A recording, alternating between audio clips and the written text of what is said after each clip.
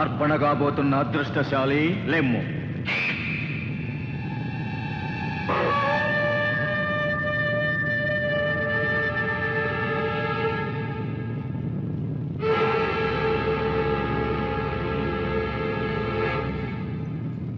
సుమనస్కురాలవై మహామాతను సేవించవలే.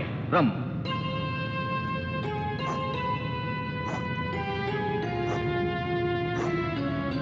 ఓం హ్రీం హ్రైం. సువర్ణవర్ణ సుందర సుకన్యామణి, సుదూరము నుండి సునాయాసముగా వచ్చినావు. నీ మనసు పరిశుద్ధము కావలే.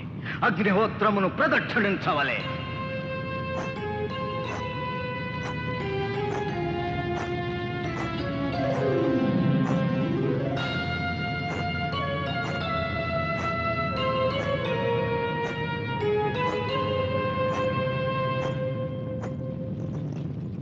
రాకుమారి, నిశ్చల మనముతో నిర్నిమేషలోచనవై నిఖిలేశ్వరిని వీక్షించవలే. భక్తితో భస్మార్చన చేయవలే.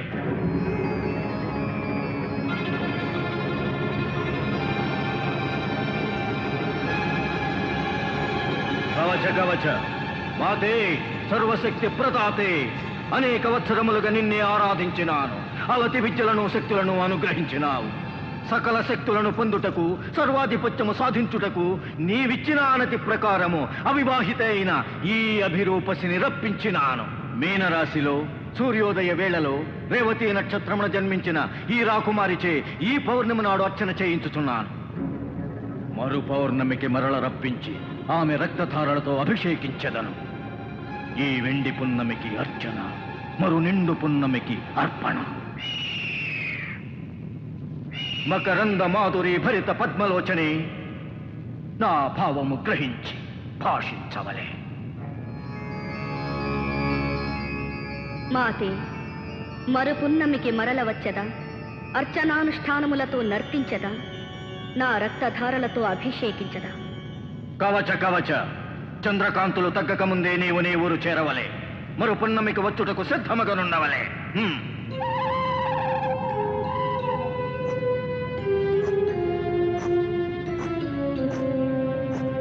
ఓం క్లీం లోహితనేత్రే, ఓం హ్రీం కామవల్లి, ఓం శ్రీం కల్పవల్లి, ఓం శ్రీం దంతఘర్షణి.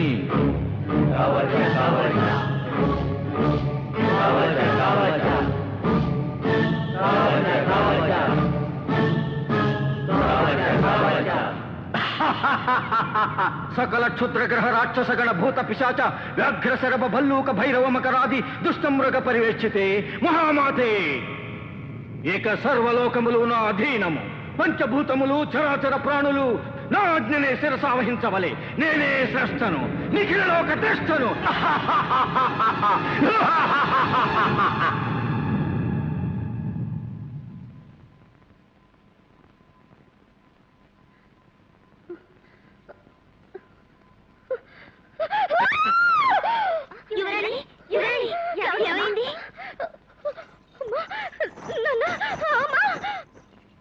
పద్మా, అమ్మా, ఏమిటి తల్లి, ఏమైంది? చెప్పమ్మా. చెప్పమ్మా. రాత్రి రాత్రి నన్ను ఎవరో ఎక్కడికో తీసుకెళ్లారమ్మా. ఏమిటి? నిన్ను ఎవరో ఎక్కడికో తీసుకెళ్లారా? రాత్రి అంతపురం నుంచా? ఏదో పీడకలమ్మా, నిజం కాదు. అది అది నిజం లాంటి కళ, కళ లాంటి నిజం. అసలు ఏం జరిగిందో చెప్పమ్మా, చెప్పమ్మా. ఒక భయంకర ఆకారం, అదేదో లోకం. ఆ లోకంలో అక్కడ మంటలు మంటలు. నేను నేను సరిగ్గా చెప్పలేకపోతున్నాను. నాకు గుర్తు రావడం లేదు. అదేదో పెద్ద విగ్రహం, భయంకరంగా భయంకరంగా అమ్మా అమ్మా! పద్మ పద్మ! పద్మ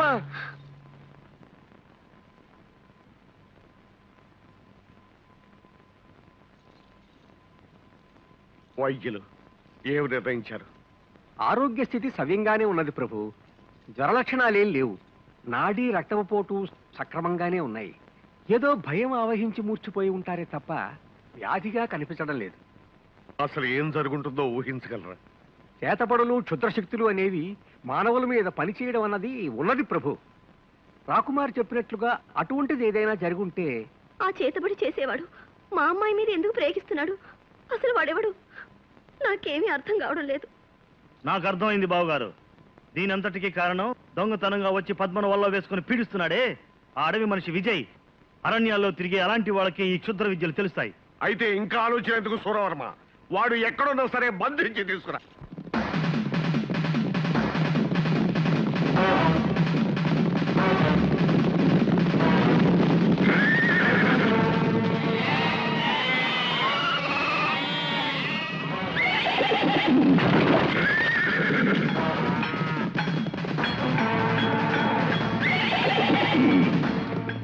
రే ముసలాడా, ఎక్కడరా మాయగాడు విజయ్? మా వాడితో నీకే పనో? నీవాడా? అయితే చెప్పు, ఎక్కడ్రా వాడు? ఆడే లేడు, నాకు తెలదు. తెలీదు?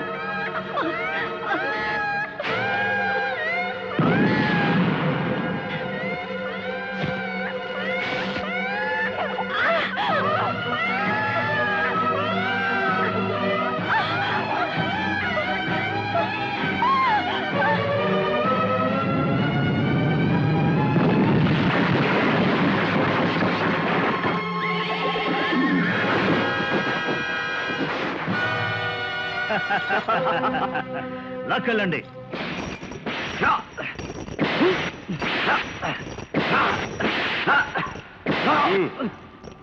ఇప్పటికైనా చెప్పరా, నువ్వు మా రాకుమారి మీద ఏం కుట్ర పన్నుతున్నావు? నేను మళ్ళీ చెప్తున్నాను, నాకేమీ అర్థం కావడం లేదు. అర్థం కాదురా, నువ్వు నిజం చెప్పే వరకు నీకు ఈ కొడ దెబ్బలు తప్పవు.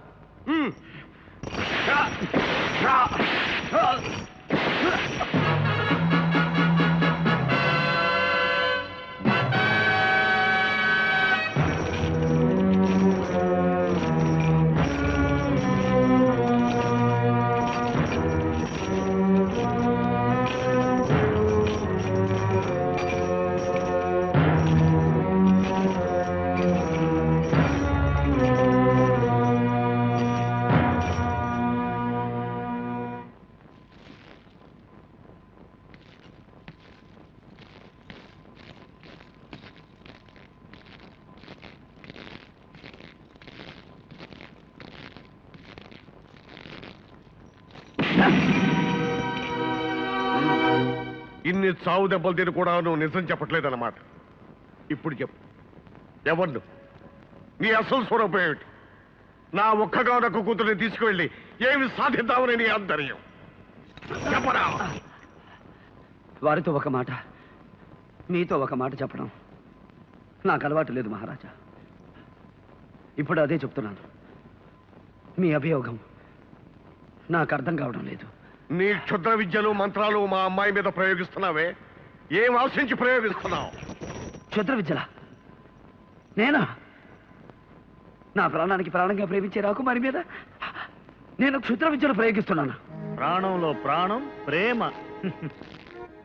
ఆ అమాయకురాల మీద ఎందుకు ప్రేమ నటిస్తున్నావో, ఆమెను వల్లో వేసుకోవడానికి ఎందుకు ప్రయత్నిస్తున్నావో మాకు తెలుసు. నీ నాటకం ఏమిటో, నీ మోసం ఏమిటో అంతా యువరాణి పద్మావతీదేవే మాతో చెప్పింది. పద్మావత?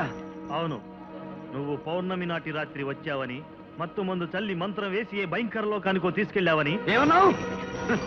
ఈ లోకంలో దేనికి ఇవ్వనంత విలువరించి ప్రేమిస్తున్నా నా పద్మావతి అలా ఎన్నడూ చెప్పదు, ఆశ్చర్యానికి కూడా చెప్పదు. మహారాజా, పద్మావతి మనసు ఏమిటో నాకు తెలుసు. అలాంటి పద్మావతి మీద దేశం కలిగించడానికి కట్టుకథలు అల్లుతున్నారు, అన్యాయంగా అభండాలు వేస్తున్నారు. మహారాజా, వ్యర్థ ప్రసంగాలతో కాలయాపన చేయక వాడిని చెరసాలలో వేయించండి. వీడికి చెరసాల శిక్ష సరిపోతుంది, ఉరి శిక్ష వేయాలి. వెంటనే అమలు జరిపిస్తాను, ఆనతివ్వండి. తొందరపడకండి మహారాజా. ఇతన్ని ఉరి తీసినందువల్ల మన సమస్య పరిష్కారం కాదు. ఇతని వెనుక ఉన్న బలగం ఏమిటో, వాళ్ళ లక్ష్యం ఏమిటో తెలుసుకోవాలి, సమూలంగా నాశనం చెయ్యాలి. నిజమే మంత్రి గారు, కానీ దానికి ఇది సమయం కాదు. ముందు అమ్మాయి ప్రాణం ఎలా కాపాడాలన్నదే ముఖ్యం. ఇప్పటికైనా నిజం చెప్పు, నా కూతురు చేసిన అపచారం ఏమిటి? కావాలంటే మమ్మల్ని హింసించు, పీడించు, నీకేం కావాలన్నా ఇస్తాను. మా పద్మ పురాణాలు మాత్రం తీయకు. ఇప్పటికే ఆమె వైద్యులకు కూడా అంతుపట్టని జబ్బుతో చావు బతుకుల్లో మంచాన్ని పడుంది. నా పద్మావతి చావు బతుకుల్లో ఉందా?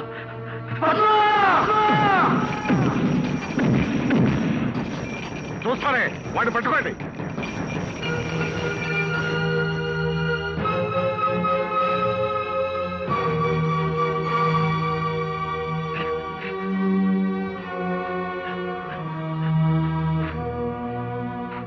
పద్మా, పద్మా, పద్మా.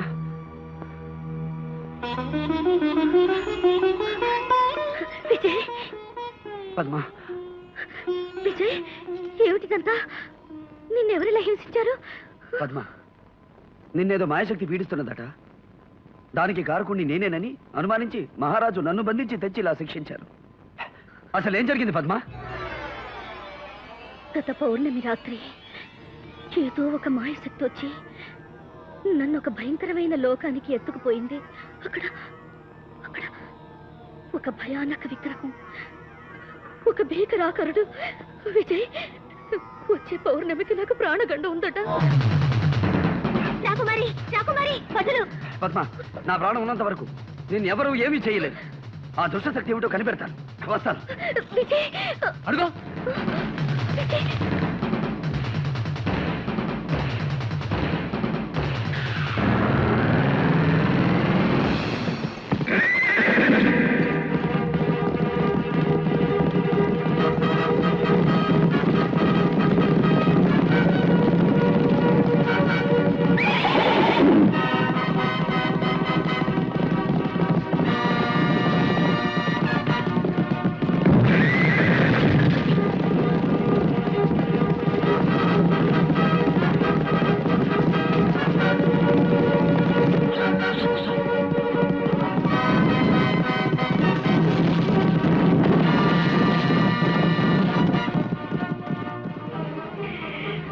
తప్పించుకున్నాడా?